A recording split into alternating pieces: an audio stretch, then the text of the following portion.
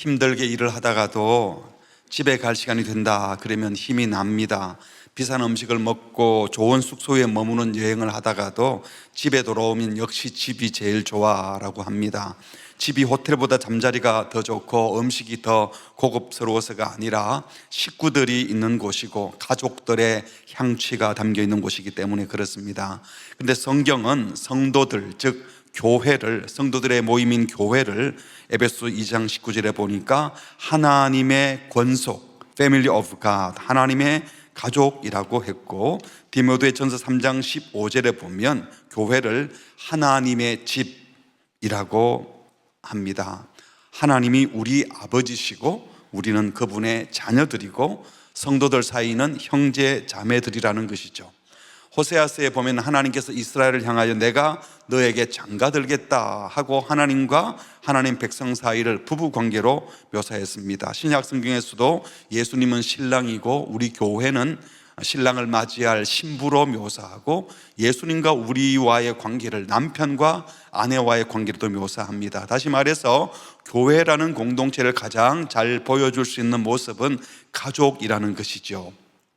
교회는 회사와 같이 영리 목적으로 모인 이익 집단이 아닙니다. 성경이 말씀하시는 교회의 모습은 가정 또는 가족입니다. 이런 차원에서 교회는 가족과 같아야 합니다. 행복해야 합니다. 교회는 오고 싶어서 오는 곳이 되어야 됩니다.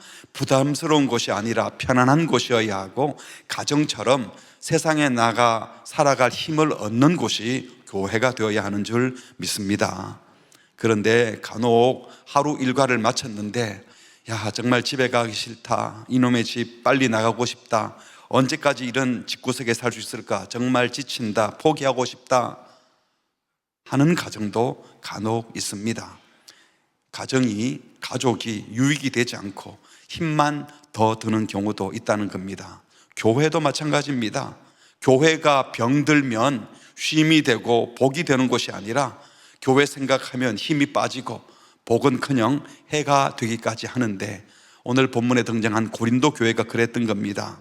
오늘 본문 읽은 앞에 2절에서 바울은 너희가 모든 일에 나를 기억하고 또 내가 너희에게 전하여 준 그대로 그 전통을 너희가 지킴으로 사도 바울이 고린도 교회를 향하여 너희를 칭찬하노라 라고 했어요. 그런데 오늘 읽은 17절에서는 내가 명하는 일에 너희를 칭찬하지 아니하나니, 칭찬할 수 없다고 합니다. 이유가 뭡니까? 이는 너희의 모임이 유익이 못되고 도리어 해로웠다라고 합니다. 왜 그랬을까요? 교회에 분쟁이 있었기 때문입니다. 18절 같이 읽겠습니다. 먼저 너희가 교회에 모일 때 너희 중에 분쟁이 있다함을 듣고 어느 정도 믿거니와, 분쟁이 있다는 말을 듣고 어느 정도 믿는다, 이 말은 이 분쟁 사실을 안 믿고 싶은데 안 믿을 수 없다, 믿을 수밖에 없다는 겁니다. 어떤 이유에서건 편이 생기고 끼리끼리 모여서 분쟁하는 것은 주님이 원하는 바가 아닙니다. 그런데 분명 분쟁이 옳지도 아름답지도 않지만 이 분쟁이 주는 유익도 일정 부분 있다고 말하죠. 19절 너희 중에 파당이 있어야 어떤 유익이 있는가 하면 너희 중에 옳다 인정함을 받은 자들이 나타나게 된다. 편이 갈라져서 싸우다 보면 그 싸움 중에 누가 진짜 그리스도인인지, 누가 인정받을 만한 그리스도인인지 드러나는 경우도 있다는 겁니다. 용광로에 들어갔다 나온 금이 순수해지는 것처럼 이런 긴 고통의 시간, 소란과 분쟁의 시간을 거치다 보면 누가 진짜인지 누가 가짜인지 드러난다는 것이죠. 마치 태풍이 불어서 더러운 공기를 내몰고 바다의 물을 뒤엎어 정화시키는 것처럼 마찬가지로 교회에 큰 사건, 사고, 문제가 발생하고 분쟁이 생기고 나면 그 가운데 하나님께서 교회를 정화시키고 순수한 하나님의 백성들을 밝혀내셔서 누가 진짜 의롭고 순전한 자인지 드러내는 유익도 있을 수 있다는 겁니다. 그럼에도 교회 내에 분쟁은 결코 바람직한 것도 아니고 있었어도 안 될 일입니다. 어떤 경우도 분쟁과 분열이 교회의 품격을 높여주거나 교회를 더 영광스럽게 하지 못합니다. 싸우는 건 싸움일 뿐입니다. 아무리 오른편에서 싸운다 하더라도 싸우는 자들은 싸우다 보면 감정이 격해지고 분별 없는 말을 하게 되고 거친 행동을 하게 되어서 교회 전체를 힘들게 합니다. 그렇다면 교회 내의 분쟁의 원인이 진짜 무엇이었습니까? 그것은 성찬식을 빙자한 잘못된 만찬 식사 모임 때문이었습니다. 20절에 보시면 그런즉 너희가 함께 모여서 주의 만찬을 먹을 수 없으니, 이 원문을 직하면 너희들이 함께 모여 먹는 그런 식사는 주님의 만찬이 아니다. 그렇게 분쟁하고 싸우면서 먹는 식사는 주의 만찬이라고 말할 수 없다라는 겁니다. 고린도 교인들은 주의 만찬이라고 하면서 모여서 먹는데 사도 바울이 옆에서 보니까 그게 무슨 만찬이냐, 주의 만찬이냐, 그냥 일반 식사만도 못한대 라는 것이죠. 고린도 교회 당시 교회는 우리처럼 이런 큰 건물에 모인 것이 아니고 큰 집을 가진 성도의 가정에서 모였습니다. 모일 때마다 각자 준비한 한 접시씩 음식을 들고 와서 식사하는 교제가 있었다고 해요. 미국에 있을 때 파틀락이라 그래서 한 접시씩 음식을 해와서 같이 식탁 교제를 하는데, 우리도 다락방에 한 번씩 그렇게 하는 거 봤습니다. 이렇게 소위 모이는 식사 모임을 아가페 밀, 애찬 모임인데, 예배 전에 이 애찬 모임을 갖고 그리고 나서 이제 정식으로 예수의 살과 피를 기념하는 성찬 예식을 거행했다고 합니다. 한 떡 한 잔을 나누어 먹고 마시면서 주님의 죽으심을 기억하고 주 안에서 한 몸됨을 기억하는 귀한 예식, 이게 성찬 예식인데, 이 예식 전에 애찬식이 있었다는 거예요. 그런데 분별 없는 성도들 중에는 성찬식 하면 경건하게 거룩하게 참여하는데, 그 전에 있었던 이 애찬 모임 때는 이교도들의 축제나 회식 모임처럼 자기와 편한 사람들끼리만 먹고 마셨다고 해요. 특히 부자들이 주변의 가난한 형제들 돌아보지 않고 자기들끼리 모여 식사하면서 위화감을 조성하고, 먹는 모임이 가난한 자들을 경멸하는 모임이 되어버렸다는 겁니다. 또 음식을 적절하게 잘 나누지 못해서 어떤 사람들은 취하도록 먹고 어떤 사람들은 시장했다고 합니다. 21절에 보니까 이는 먹을 때에 각각 자기의 만찬을 먼저 갖다 먹으므로 어떤 사람은 시장하고 어떤 사람은 취함이라. 주로 부자들은 음식들을 먼저, 시간도 많으니까 들고 오는데, 남의 집에 종으로 일하는 사람들은 주인님 다 떠나고 난 다음에 뒤에 따라오면 빨리 오지도 못하지 않겠어요? 가보면 부자들끼리 좋은 음식 다 먹고, 가난한 사람들, 뒤에 또 노예나 이런 분들은 오면 먹을 것이 없는 그런 일이 있었다는 겁니다. 사랑의 교제를 위한 애찬을 제대로 했다면 아무도 배고프지 않고 그 누구도 과하게 취하지 않고 모두가 넉넉한 마음, 따뜻한 마음으로 하나 되는 식사 모임이어야 했습니다. 그런데 고린도 교회 식사 모임으론 한 몸을 확인하는 교제가 아니라 이미 있던 계층을 더 뚜렷하게 구별하고 끼리끼리 모이는 도구가 되어버렸습니다. 부자들끼리만 좋은 음식 배부르게 먹고 가난한 자들은 뒤에 와서 먹을 것이 없어서 굶거나 배가 고팠다는 겁니다. 바울은 지금 야단치는 겁니다. 교회에서 식사할 때는 반드시 한 식탁에서 모든 교인들이 다 모이면 정확하게 음식을 n분의 1로 나눠가지고 시작하면 한꺼번에 먹어야 된다, 이런 말을 하는 건 아니에요. 어차피 많은 사람들이 모이면 한꺼번에 똑같이 식사할 수도 없고 사람마다 식성도 다르고 좋아하는 음식도 다르고 먹는 양도 달라서 다 다를 수 있어요. 하지만 교회 공동체로 모여 식사하는 것은 더 다양한 사람을 만나고 더 깊이 교제하고 사랑을 나누기 위함입니다. 그런데 다른 사람들을 배려하지 않고 끼리끼리 편한 사람들끼리만 먹고 마시는 것은 주님의 사랑을 경험한 성도들이 취할 태도가 아니라는 겁니다. 서로 나누지 않는 만찬, 교제가 없는 만찬, 음식만 먹는 만찬은 결코 주의 만찬이 아니라 그들의 만찬일 뿐이었습니다. 그래서 20절에 다시 읽을까요? 시작. 그런즉 너희가 함께 모여서 주의 만찬을 먹을 수 없으니, 너희가 함께 모여 먹는 식사는 주의 만찬이 아니다. 이런 식으로 질서도 없고 사랑도 없는 식사는 보통 식사일 뿐이다. 결코 주의 만찬이 될 수 없다라고 야단친 겁니다. 그래서 바울은 말씀하시기를 22절에 너희가 먹고 마실 집이 없느냐? 너희가 하나님의 교회를 업신여기고, 아니 배고파서 밥 먹을 것 같으면 집에서 먹지, 왜 부자들끼리 잘 아는 사람들끼리 식사하려면 나가서 먹지, 왜 교회에 음식을 싸들고 와가지고 먹으면서 약한 자, 가난한 자 돌보지 않는 식사를 하느냐? 진정한 사랑, 나눔 없는 식사 모임은 하나님의 교회를 업신여기는 것 아니냐? 그런 무분별한 행동으로 하나님의 교회를 업신여기지 말라는 겁니다. 소위 성찬식은 거룩하게 행합니다. 그러면서 평소 식사에서는 약하고 가난한 자들에게 대한 배려가 없다면 이게 성도가 할 일이냐는 거예요. 서로 허물 없이 교제하며 세워주기는커녕 끼리끼리 놀면서 서로 비교하고 평가하고 상처만 준다면, 한몸된 교제를 하기는커녕 분열만 조장한다면 그들의 성찬식도 식사 모임도 모두 다 하나님의 교회를 업신여기는 것이 되는 것입니다. 교회 공동체의 모임에서 자기 배나 채우고 자기 자존심 채우고 자기 스트레스나 풀고 거룩한 교회 공동체를 자기 욕구 충족의 장으로 전락시키는 것은 불경제를 저지른 거나 다름이 없는 거예요. 간혹 교회에 와서 사회의 사회적 신분이나 자기가 얼마나 대단한 사람인지 이걸 티를 내고 드러내려는 분들이 있어요. 그러면 안 된다는 거예요. 그러려고 교회 오면 안 된다는 거예요.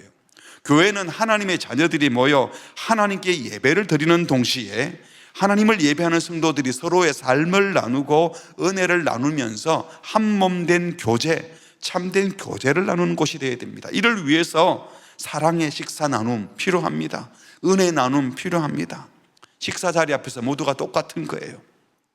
이때 모든 성도는 다른 성도를 배려하고 귀히 여겨야 합니다. 서로 돌아보아야 합니다. 그래서 소외되는 영혼이 없도록 주변을 돌아보며 함께 손잡고 나아가야 하는 것입니다. 그런데 교회에서 식사하면서 부자들끼리 모이고 같은 고향 사람들끼리 모여서 같은 학교 출신들끼리 모여서 자기들의 세속적 관심으로 만담이나 하고 부동산 얘기나 하고 교회에 오래 다니던 사람들끼리 편한 사람들끼리만 만나가지고 자기들 신분을 자랑하고 내가 이 교회에 몇십 년을 다녔는데 하면서 교회에 대하여 무슨 특별한 기득권이나 있는 것처럼 주인의식을 갖는다면, 그래서 다른 형제들을 소외시킨다면, 야, 저분들은 대단한 분들이야, 우리 같은 사람들은, 이런 생각이 들게 한다면 이것은 교회가 세상의 사교장과 다를 바가 없는 겁니다. 이렇게 하는 것은 그야말로 거룩한 하나님의 교회를 업신여기는 일이 된다는 겁니다. 제가 그래서 자주 말씀드립니다. 교회 오래 다닌 성도들이 모여서 너무 편해서 반말로 막 얘기하는 분들이 있어요. 조심해야 돼요. 자기들끼리 반말로 막 얘기하는데 새 가족이나 누가 그 자리에 왔을 때 갑자기 존댓말을 그분에게 하면 나는 편안한 사람이 못 되구나 하고 소외감을 느끼게 되는 거예요. 우리 교회처럼 열린 공동체가 더 친밀한 공동체가 되려면 늘 이런 상황을 염두에 두고, 내가 늘 잘 알던 사람도 둘만 있을 때는 모르지만 교회 공동체로 모였을 때는 항상 예를 갖추고 서로 존중하는 대화도 필요한 것입니다. 이것이 나만 편하자고가 아니라 교회 공동체 전체를 더 넓게 보려는, 더 많이 사랑하려는 행동이기 때문에 그런 겁니다. 또 22절 하반절에서는 빈궁한 자들을 부끄럽게 하느냐, 내가 너에게 무슨 말을 하랴, 너희를 칭찬하랴, 이것으로 칭찬하지 않노라. 무슨 말입니까? 무분별한 행동 때문에 가난한 형제에게 굴욕감과 창피를 주지 말라는 거예요. 형제가 굴욕감, 창피감을 느끼면 안 되잖아요. 부요한 몇몇 사람들끼리 즐기고 가난한 사람들은 안 끼워지고 무시하는 모습을 보여주면 이런 행동은 형제로 굴욕감, 창피를 느끼게 하는 일이 된다는 거예요. 교회에서 어떤 특별한 신분을 가진 사람들끼리, 뭔가 많이 있는 사람들끼리 모여서 저 사람들은 우리하고는 같이 놀 사람들이 아니야, 이런 식의 사인을 주지 말라는 겁니다. 우리는 안 그런데 자기들이 괜히 속이 좁아서 그래요 라고 해서는 안 되는 겁니다. 이것은 하나님께서 독생자 예수님의 생명값을 치르고 구원하신 소중한 하나님의 자녀들을 경멸하는 일이 되고, 가난한 자들을 사랑하시는 하나님을 모독하는 일이 되는 겁니다. 성찬식 때에야 여러분 다 똑같은 조그만한 잔에다가 똑같은 조그만한 떡을 먹어요. 그거 먹으면서 누가 더 크냐, 누가 더 작으냐, 누구 잔이 더 많이 담겼냐 적게 담겼냐, 아무도 안 그래요. 예식을 경건하게 치르기 때문에 이 성찬식 가운데 열등감, 우월감 느낄 이유가 없지요. 예수님의 보혈의 피를 먹고 마시니까. 하지만 일상의 모임에서 주변을 돌아보며 약한 자가 없는지, 힘들어하는 자가 없는지, 나는 편하게 하는 말인데 특별한 생각 없이 하는 행동인데 다른 지체들로 하여금 열등감이나 굴욕감, 창피함을 느끼게 하는 은행은 없는지, 이건 정말 신경 쓰고 돌아봐야 하는 겁니다. 그래서 성찬 예식은 그냥 참여하면 돼요.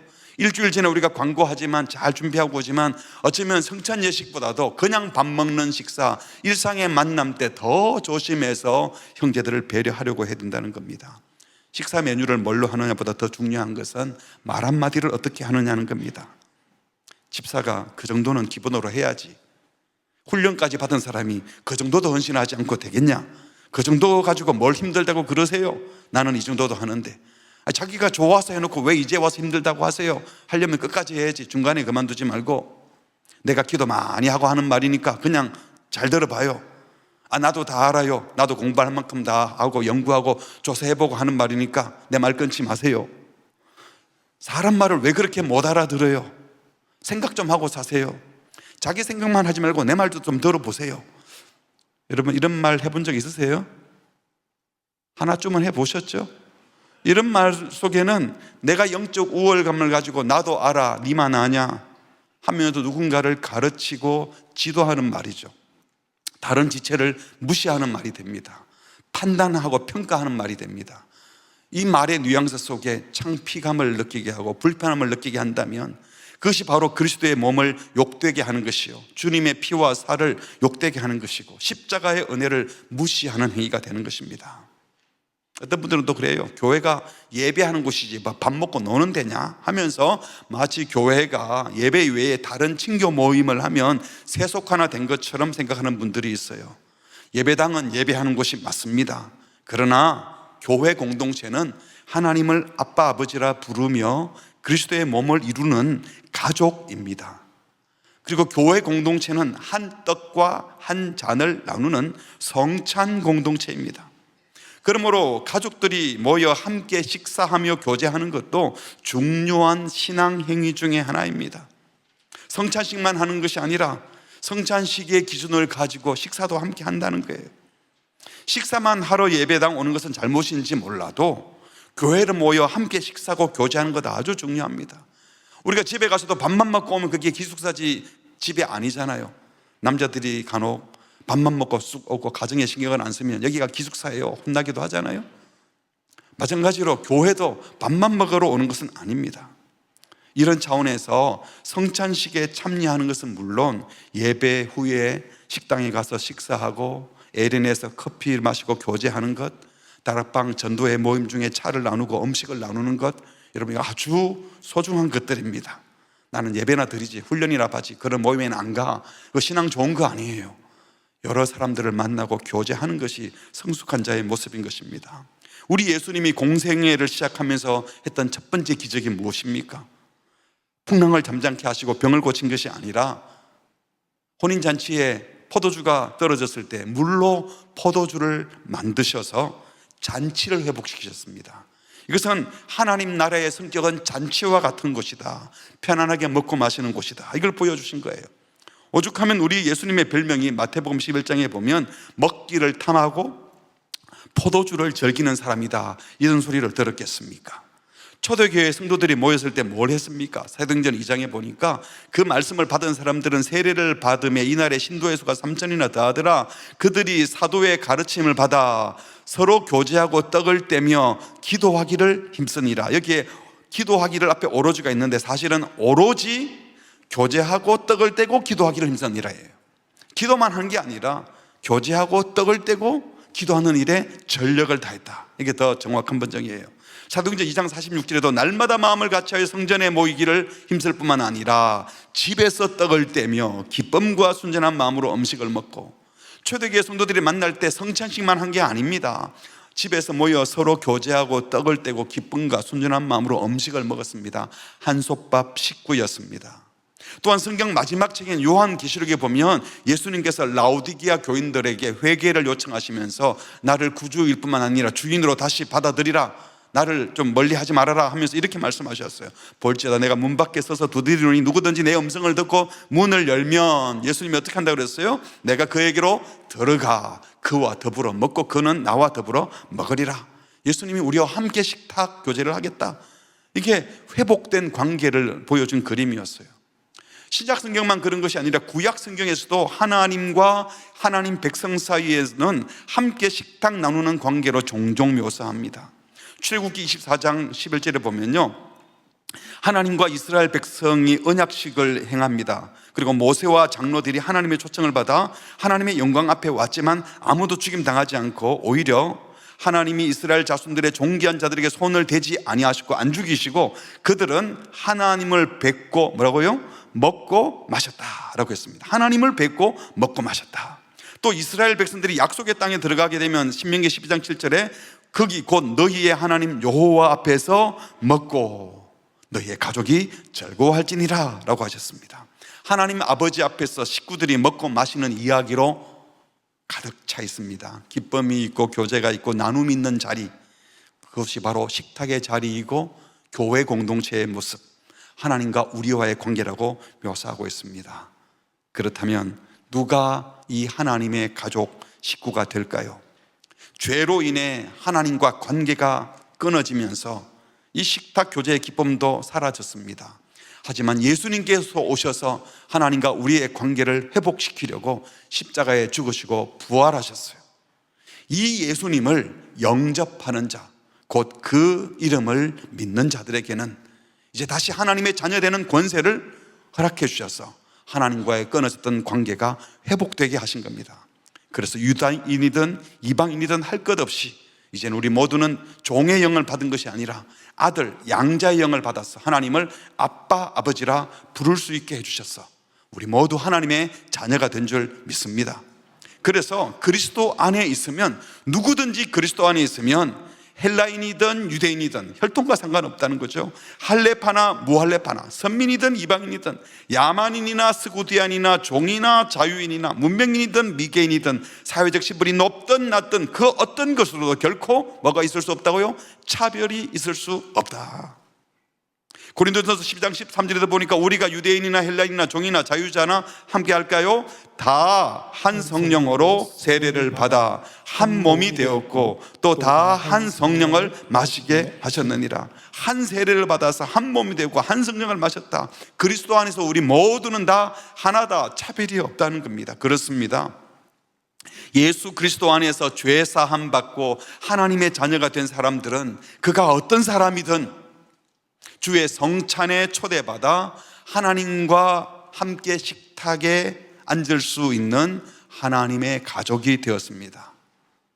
나 같은 사람이 감히 이 멋진 영광스러운 하나님의 식탁에 초대받았다는 것을 생각한다면 우리가 그 누구를 향해서도 당신 같은 사람이 어떻게 이런 자리에 왔어요?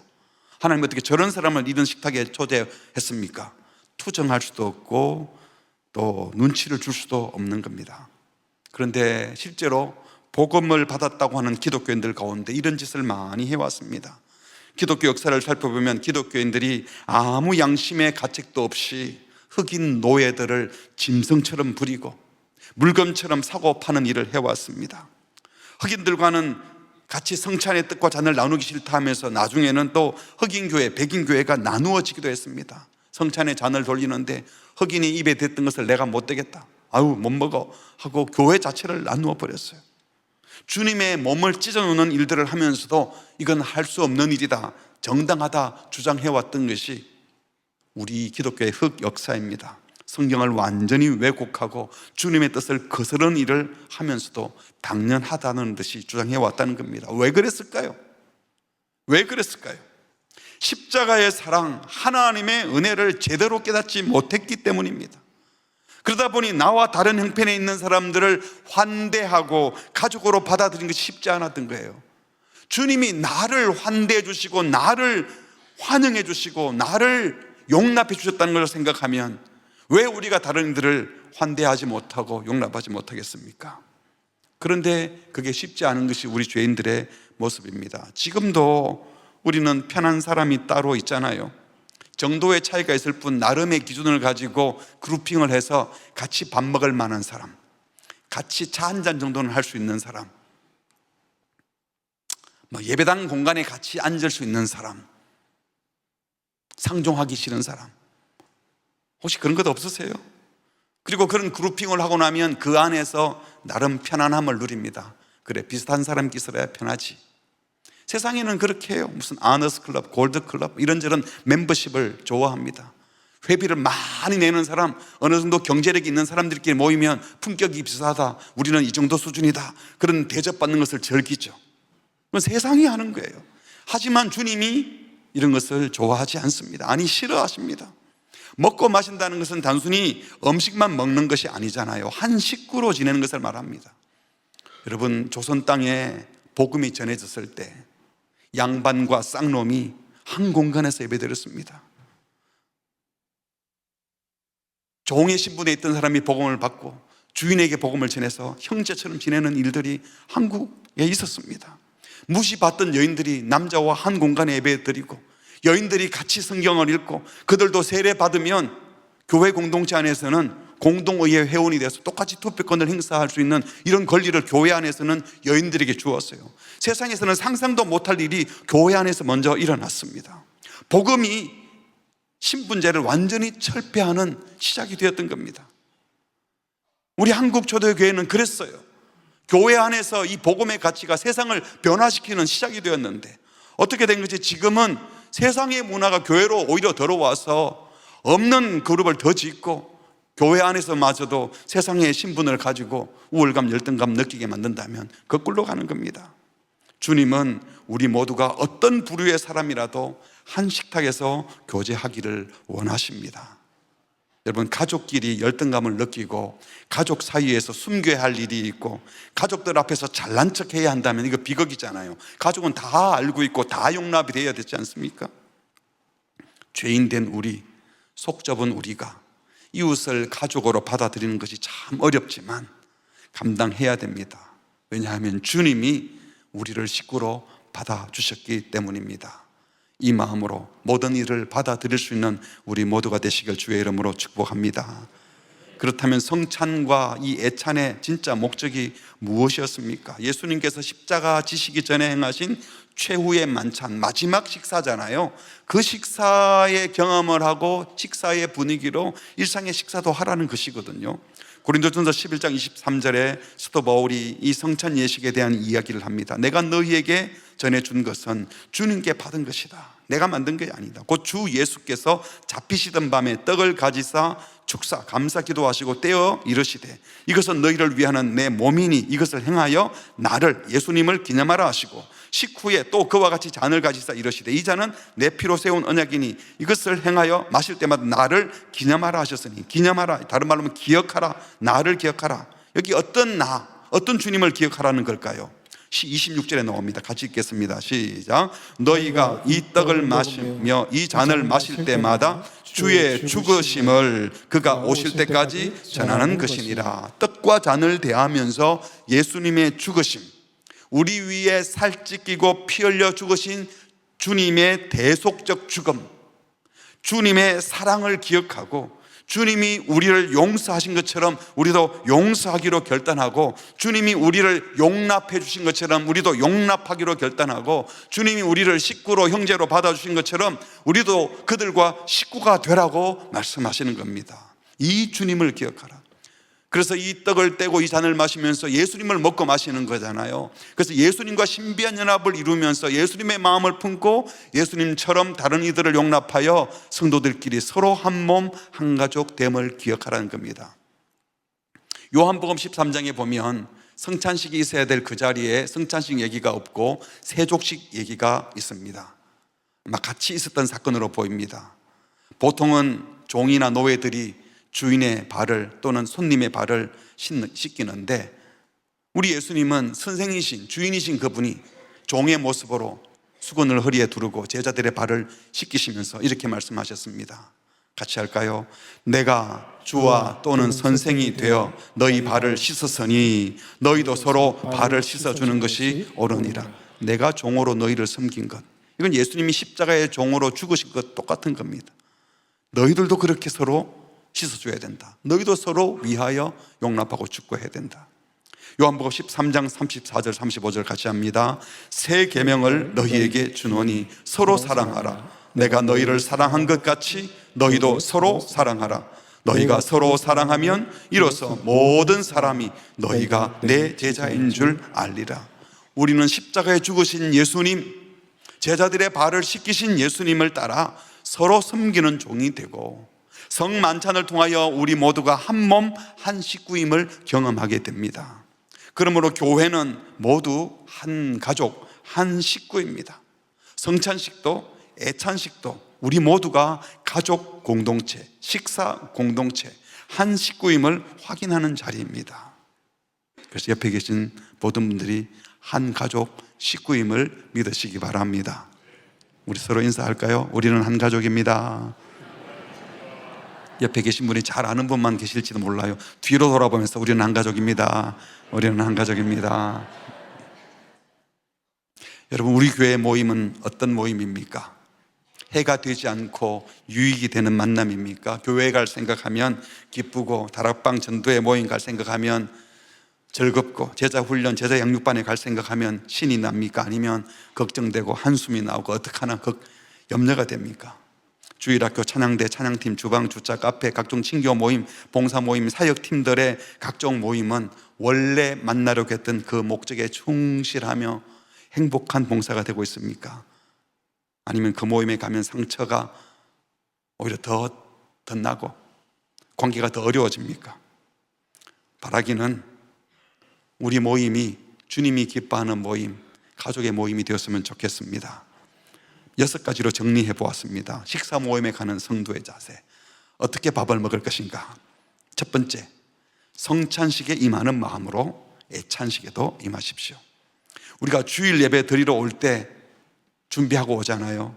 지난주에 말씀드린 것처럼. 그러나 주일 예배를 마치고 나갈 때 더 잘 준비해야 된다고. 왜냐하면 세상에 가서 하나님을 예배하려면 훨씬 더 힘든 일이기 때문에. 마찬가지로 성찬식은 일주일 전에 광고하고 성찬식 합니다, 준비하십시오. 이건 할 수 있어요. 모두 거룩하게 예식을 진행하니까.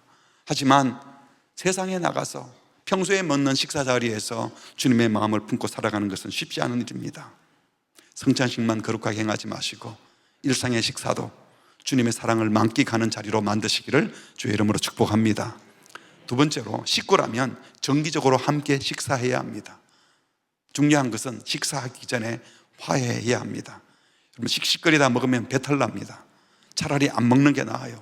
그러나 씩씩거리고 배탈 난다고 계속 안 먹을 수는 없잖아요. 가족은 같이 밥을 먹어야 돼요. 요즘은 너무 바빠가지고 아침도 그냥 아빠 먹는 시간 다르고 아들 먹는 시간 다르고 엄마 먹는 시간 다르고 저녁도 같이 못 모이고 점심은 각자 또 도시락 먹고. 식구들은 같이 밥을 먹어야 돼요. 문화를 좀 바꿔야 돼요. 교회에 와서라도. 근데 아무리 관계가 나빠도 계속 안 먹을 수는 없어요. 바라기는 아무도 함께 밥 먹기 싫은 사람이 없게 하시기 바랍니다. 그러려면 교회 안에 정기적으로 만나는 소그룹, 다락방 모임, 전도의 모임, 사역팀의 모임, 이런 만남이 필요하고요. 정기적으로 교제할 사람이 있어야 됩니다. 그리고 같이 밥 먹을 사람이 몇 분이나 계세요? 교회 안에 없으시면 전도회도 가시고 다락방 모임에도 가시고 각 봉사 그룹에도 가시고 주일학교도 참여하시고 만날 사람이 있기를 바랍니다. 세 번째로, 가족으로서의 최소한 식사 예의를 갖추어야 합니다. 함께 밥을 먹을 때는 다른 사람이 불편하지 않도록 숟가락 소리를 덜그럭덜그럭 낸다든지, 음식을 먹으면서 말을 해서 음식 튀어나오게 한다든지, 이렇게 하면 안 되지 않습니까? 또 내가 배고프다고 부모나 형제의 식사는 남겨두지 않고 자기 혼자 먼저 먹으면 안 되잖아요. 먹을 때 이거는 아빠가 좋아하는 건데, 이거는 엄마가 좋아하는 건데 하면 일부러 좀 남겨두기도 해야 되지 않습니까? 또 아직 오지 못한 분이 있으면 기다려줄 줄도 알고, 다른 사람이 다 먹을 때까지 기다려줄 줄도 알아야 합니다. 절제할 것은 절제하고 기다릴 것은 기다려야 된다. 이런 예의를 갖추는 것이 살짝 불편할 수는 있어요. 내 마음대로 하면 나는 편할 수 있지만, 잠시 나는 편하지만 관계가 깨어지고 함께하는 사람이 불편해지면 내가 결국 불행해지는 겁니다. 잠시 불편할 수 있지만 예의를 갖추는 연습을 하셔서 함께 행복하게 식사하는, 배려하는 성도들이 되시기 바랍니다. 네 번째로, 내 식사만 하지 말고 내 밥그릇 넘어 주변도 돌아보시기 바랍니다. 내 눈앞에 있는 형제를 배려할 뿐만 아니라 미처 바빠서 식사 자리에 못 오는 형제는 없는지, 먹을 것이 없어 배고픈 형제는 없는지, 같이 밥 먹을 친구가 없어서 외롭게 있는 형제는 없는지 돌아보라는 겁니다. 그래서 모두가 행복하게 식탁의 자리에 앉을 수 있도록 주변을 돌아볼 줄 아는 그런 공동체 식구들이 되시기 바랍니다.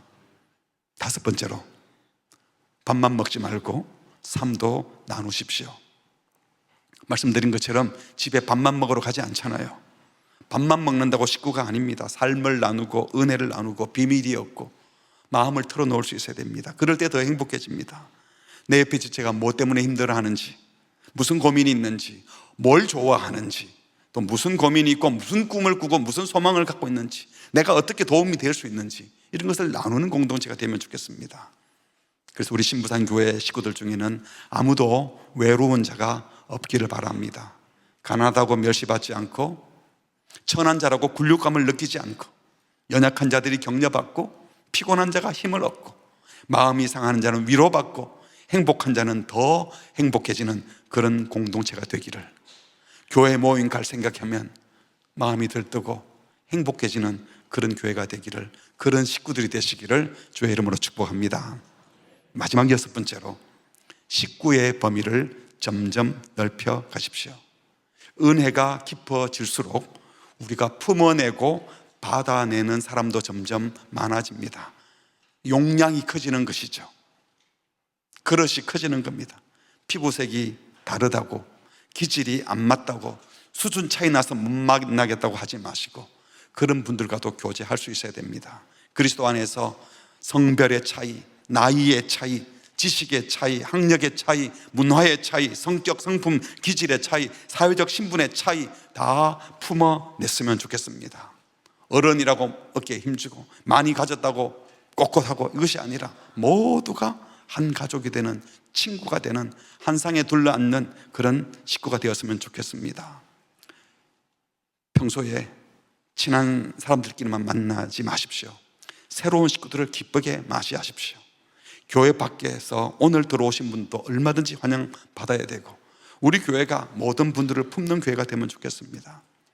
지금 우리 국가적으로도 다문화 가정이 38만 가구가 된답니다. 유학생만 30만, 아예 이주한 이주민은 270만 명입니다. 엄청나죠? 지금 초등학교도 가보면 다문화 가정의 자녀들이 한 반에 한두 명씩 꼭 있습니다. 이제 그들이 똑같은 우리 대한민국의 시민이 될 거예요. 거부할 수 없는 시대가 됩니다. 이미 하나님은 교회 공동체를 통하여 열방을, 이방을 품으라고 말씀하셨는데, 우리 한국 교회가 이웃들을, 이주민들을, 타 언어를 쓰는 그분들도 가족으로 받아들이는데 앞장서시고, 다른 것은 달라도 복음 안에서는 하나가 되는 것을 경험케 하는 우리 모두가 되기를 주의 이름으로 축복합니다. 말씀을 맺습니다. 우리는 주님의 용납을 받아서 주님의 은혜로 하나님의 아들, 딸, 하나님의 자녀, 그리고 우리 모두는 하나님의 가족이 되었습니다.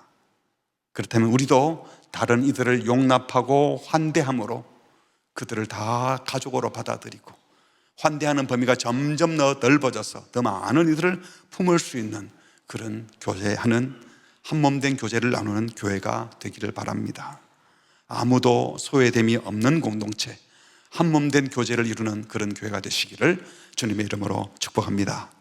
우리 함께 찬양하시겠습니다. 우리는 하나님의 자녀, 주님이 나를 사랑하신 것 같이 우리도 서로 사랑할 수 있네. 우리는 주님의 몸된 교회, 모든 지체가 하나 될 때 고통과 즐거움 함께 나누네. 함께 고백하겠습니다. 우리는 하나님의 자녀, 주 사랑 안에, 주 사랑 안에 우리 거할 때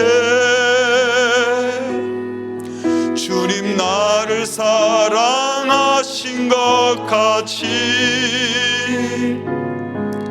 우리도 서로 사랑할 수 있네. 우리는 주의 몸된 교회, 우리는 주의 몸된 교회,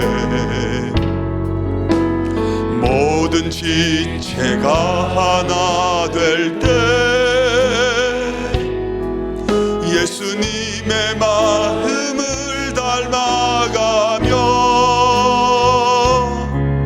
고통과 즐거움 함께 나누네. 하나님 하나님 안에서 우리 서로 이어져 주가 거하실 성전이 되네. 모퉁이 돌 되신 예수와 하나 되게 하신 성령 안에 함께 지어져 가네. 우리는 하나님의 자녀, 우리는 하나님의 자녀. 주 사랑 안에, 주 사랑 안에 우리 거할 때 주님 나를 사랑하신 것 같이 우리도 서로 사랑할 수 있네. 우리는 주의 몸된 교회, 우리는 주의 몸된 교회. 모든 지체가 하나 될 때 예수님의 마음을 닮아가며 고통과 즐거움 함께 나누네. 하나님 안에서, 하나님 안에서 우리 서로 이어져 주가 거하신 성전이 되네.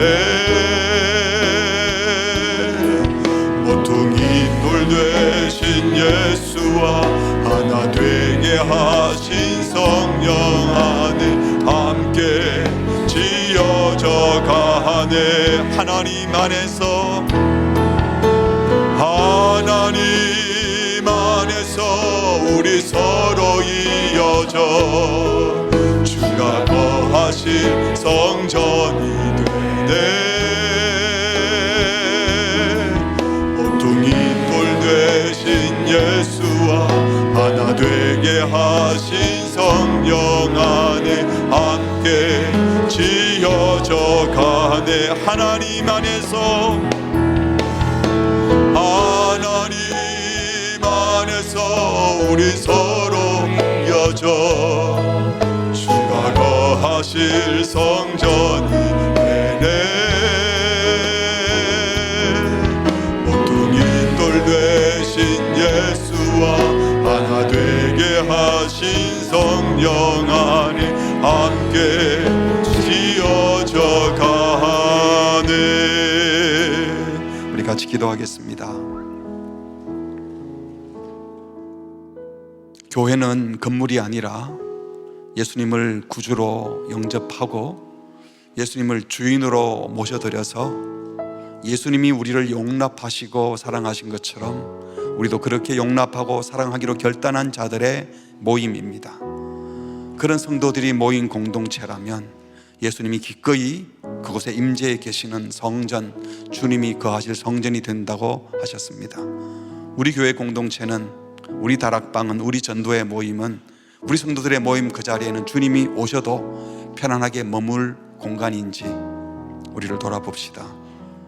우리는 용납받아 놓고 나는 벽을 쌓고 담을 쌓고 너는 안 돼, 너 같은 사람은 받아들일 수 없어, 혹시 그러지는 않습니까? 실제로 다락방 모임을 하거나 전도의 모임을 해보면 간혹은 너무 힘든 분들도 계시죠. 혼자 말하고 혼자 주장하고 그리고 자기가 화내고 간혹 그런 분들도 계십니다. 그런 분들까지도 교회는 용납합니다. 주님의 때에 주님이 고칠 것은 고치고 우리는 또 따뜻하게 나아가는 거죠. 이 시간 기도할 때 주님, 주께서 나를 용납하신 것처럼 우리도 용납할 수 있는 힘과 능력을 주시고 주께서 나를 환대해 주신 것처럼 우리도 이방인들까지도 환대할 수 있는 통 큰 그리스도인 되게 해주십시오. 한몸된 교제를 이루므로 지치고 힘든 영혼들이 우리 교회 공동체에 와서 쉼을 얻고 기쁨을 누리고 상처가 치유되는 그런 교회가 될 수 있도록 주님, 우리 교회 안에 모든 분열과 싸움의 이유들은 다 사라지게 하시고 예수 보혈의 은혜와 사랑의 성령의 능력으로 한 몸 되는 교제가 이루어지는 교회 되게 하여 주시옵소서. 우리에게 먼저 나가서 손 내밀 수 있는 용기와 믿음도 허락하여 주시옵소서. 우리 합심해서 같이 기도하시겠습니다. 하나님 아버지, 우리가 나올 수 있도록 주시옵소서.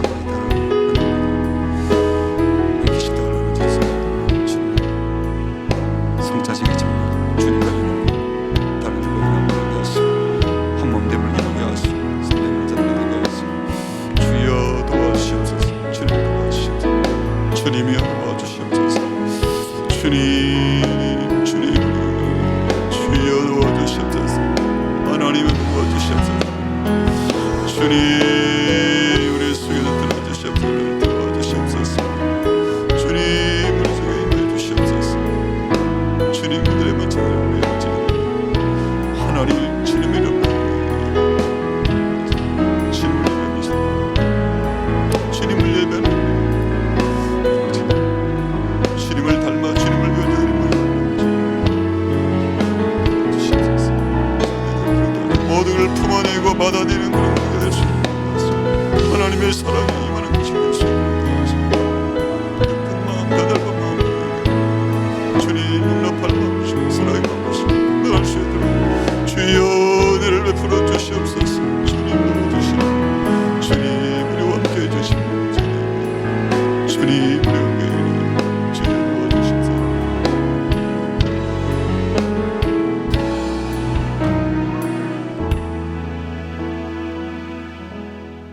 하나님 아버지, 하나님을 대적하며 원수로 있던 우리들을 용납해 주시고 기꺼이 환대해 주셔서 자녀 삼으시고 가족으로 불러주시고 식사 자리에 초대해 주셔서 감사합니다.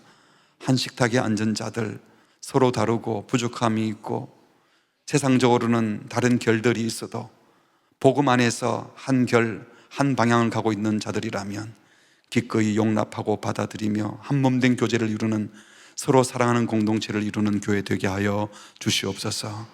우리의 환대 범위를 넓혀서 더 많은 영혼들, 이웃들, 이방인들까지도 모두 다 그리스도 안에서 하나님의 한 가족인 줄 알고 용납하고 받아들이고 환대하는 우리 교회 되게 하여 주시옵소서. 2026년 한 해 동안 다락방으로 모일 때마다, 전도회로 모일 때마다, 주일학교 선생님들이 모일 때마다, 각 봉사팀에서 모일 때마다 모이는 곳곳에서 서로 용납하고 이해하고 받아주는 넉넉함이 있게 하시고, 모임에 가면 상처가 치유되고 약해졌던 영혼들이 강해지고 힘을 얻고 돌아오는 그런 공동체 되게 하여 주시옵소서. 이 모든 말씀 예수 그리스도의 이름으로 기도합니다. 아멘.